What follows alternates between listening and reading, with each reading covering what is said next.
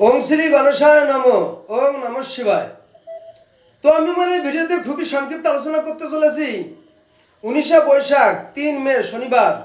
আজ সূর্যোদয় 5টা 7 AM, সূর্যাস্ত 6টা 1 PM, শুক্লপক্ষের ষষ্ঠী, পুনর্বসু নক্ষত্র, ধৃতি যোগ। জন্মে মিথুন রাশি, শূদ্রবর্ণ, মতান্তরে বৈশ্যবর্ণ দেবগণ। অষ্টোত্তরী চন্দ্রের দশা ও বিংশোত্তরী বৃহস্পতির দশা।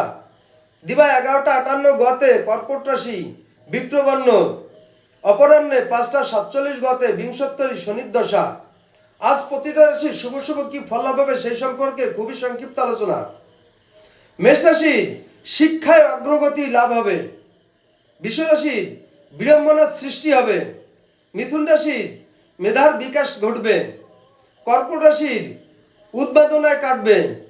সিংহ রাশির নিঃসংসর্গতা লাভ হবে। কন্যা রাশির রায় অনুকূলে থাকবে। তুলা রাশি বুদ্ধিভ্রষ্ট হবে। বৃশ্চিক রাশির গঞ্জনা ভোগ করতে হবে।